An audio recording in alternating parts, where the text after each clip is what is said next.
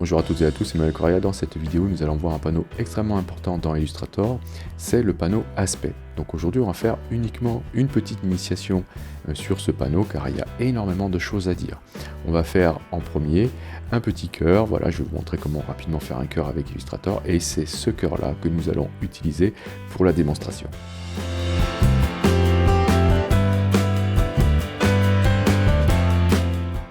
Bien, alors je vais faire un nouveau document, j'en ai déjà un, mais je vais vous montrer quel type de document que je veux. Je vais aller dans le menu Fichier, Nouveau, et je vais aller chercher ici, dans Illustration. On va choisir, par exemple, un format d'écran, ici 1920 par 1080. Et bien sûr, on va travailler dans les options avancées, ici, avec le mode colorimétrique couleur RGB.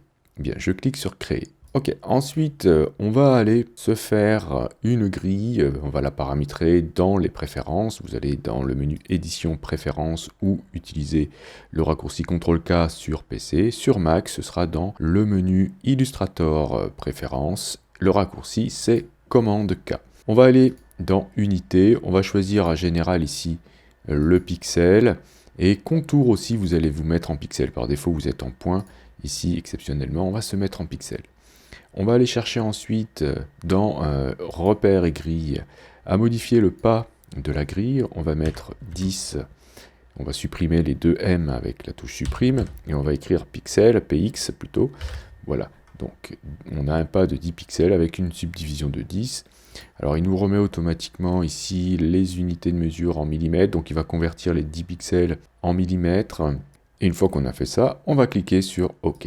Alors pourquoi j'ai fait tout ça? C'est parce que j'aimerais qu'on fasse un cœur très précis avec Illustrator et c'est avec ce cœur-là qu'on va s'amuser avec le panneau aspect. Je vais afficher la grille, vous pouvez aller dans le menu affichage, vous allez chercher ici la commande afficher la grille ou alors vous utilisez le raccourci CTRL plus F7 sur PC ou commande plus F7 sur Mac. Très bien, alors on va zoomer fortement puisqu'on va travailler avec des valeurs toutes petites. Vous allez appuyer sur la lettre D, comme ça vous allez réinitialiser vos couleurs de fond et de contour, ainsi que l'épaisseur du contour. Vous allez vous retrouver avec un fond blanc, un contour noir et une épaisseur de contour de 1 point. Alors, avec les dernières versions d'Illustrator, la barre de contrôle n'est plus affichée par défaut, puisqu'on souhaite mettre le plus d'informations dans le panneau propriété maintenant.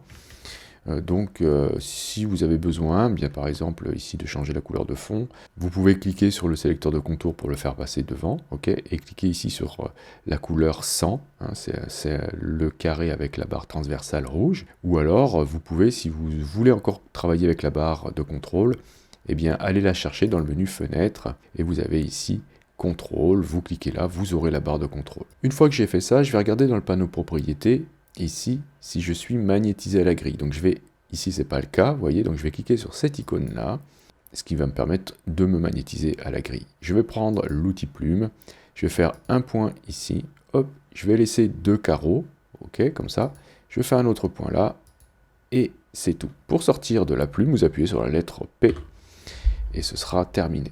Bien, alors, puisque je viens de dessiner ça, c'est pas tout à fait un cœur, mais vous allez voir comment faire rapidement un cœur après avoir fait ceci. J'ai ici cliqué sur l'outil de sélection et je vais cliquer à nouveau pour le sélectionner et avoir dans le panneau propriété les propriétés de ce tracé.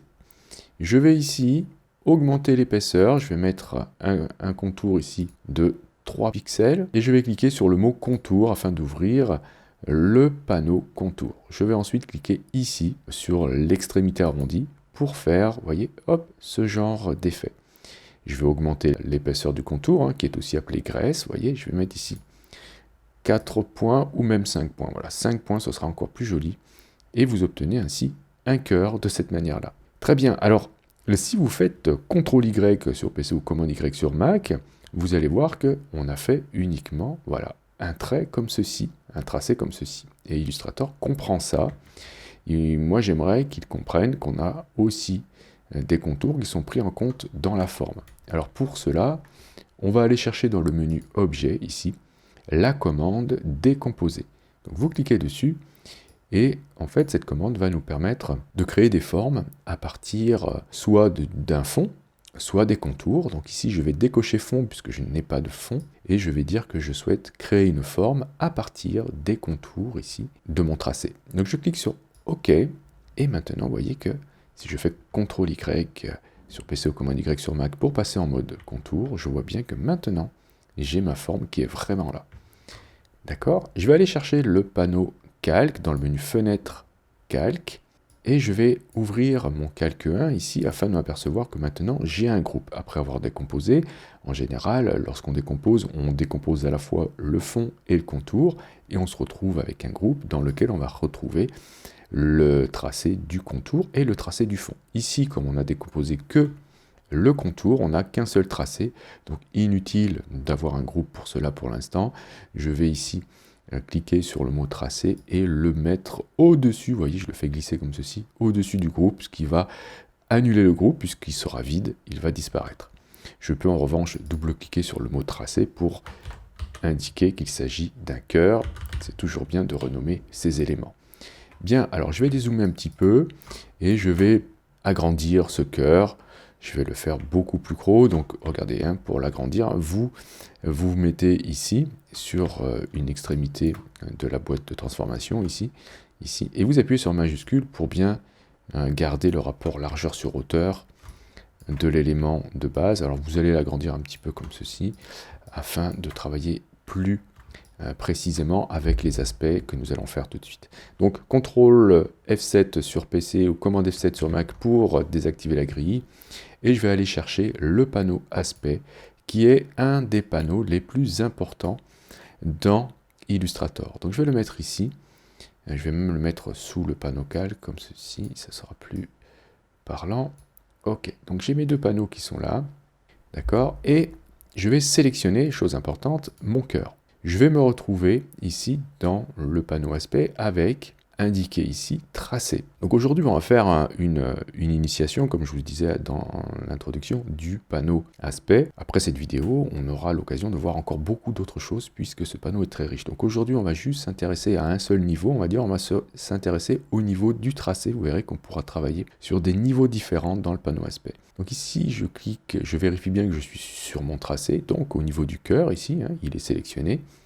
Et on a déjà des petites indications sur l'aspect de notre objet.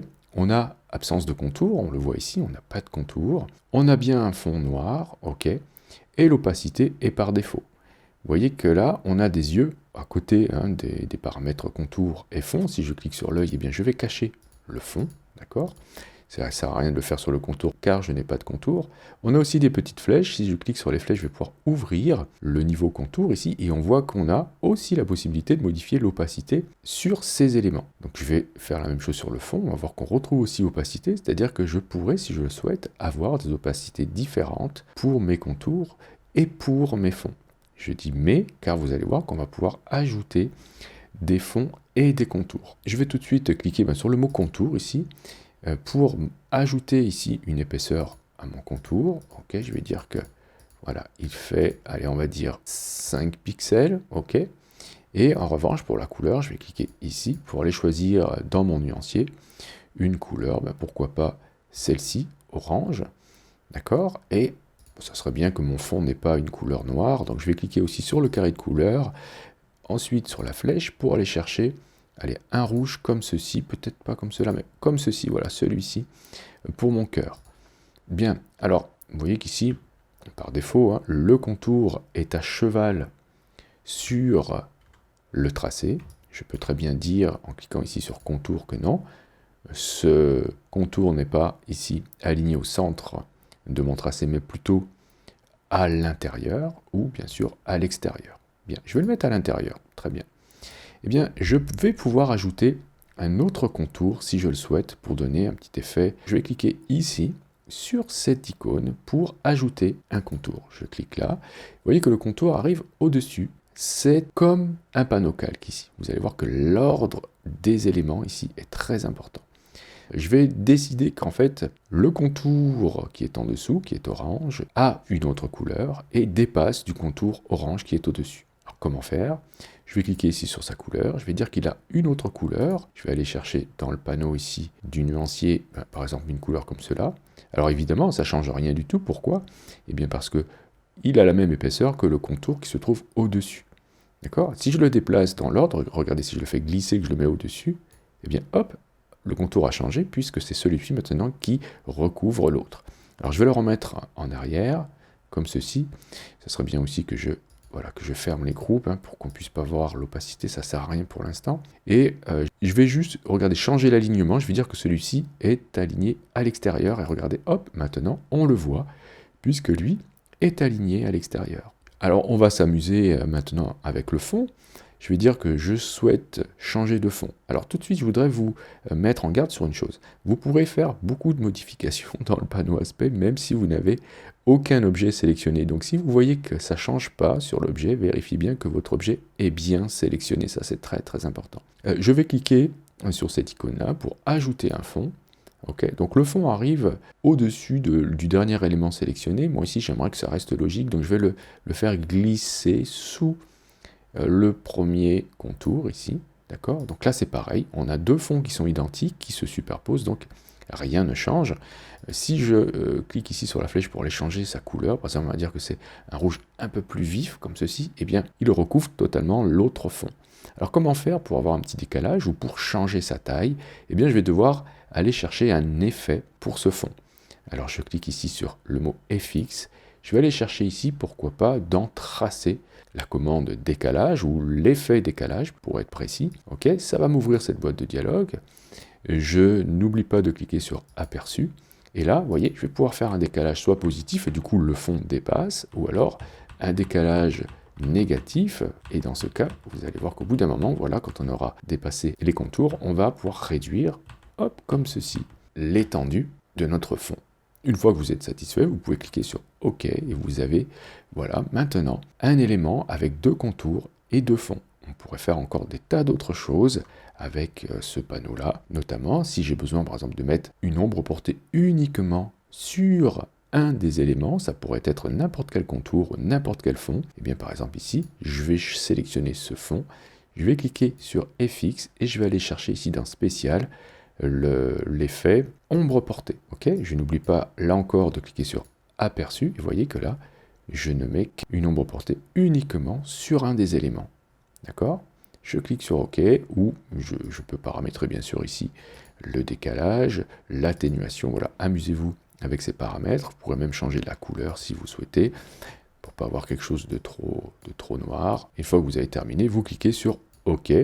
Et là, vous avez dans votre panneau aspect, voilà, l'ensemble des aspects de cette forme qui est déjà, ma foi, bien complexe. Et vous allez voir que si vous faites CTRL-Y, eh bien, ou commande Y sur Mac, Illustrator ne comprend que ce tracé. Donc il faudra ensuite, si vous avez besoin de convertir tout cela vraiment en forme, d'aller dans le menu Objet et ici de décomposer l'aspect avant, si besoin, de décomposer votre objet en tous ces éléments-là que vous venez de créer avec le panneau aspect. Donc voici une petite introduction au panneau aspect. Vous allez voir qu'on a encore beaucoup de choses à voir avec ce panneau. Notamment, voilà, on pourra, on le verra plus tard, sauvegarder ces paramètres de l'aspect dans un style graphique qu'on pourra ensuite assigner à d'autres éléments. Je vous remercie d'avoir suivi cette vidéo. Si vous avez des questions, comme d'habitude, n'hésitez pas à le faire dans les commentaires. Je vous en remercie de le faire. La chaîne est très active, c'est grâce à vous. Si vous avez aimé, vous pouvez cliquer sur j'aime. Si vous souhaitez soutenir cette chaîne, vous pouvez cliquer sur le lien Utip présent dans la description de la vidéo. Et pour ceux qui ne sont pas encore abonnés, je vous invite à cliquer sur le bouton abonnez-vous. N'oubliez pas la petite clochette pour être averti des prochains cours ou des prochains tutos. Et justement, on se dit à la prochaine pour un autre cours et pour un autre tuto.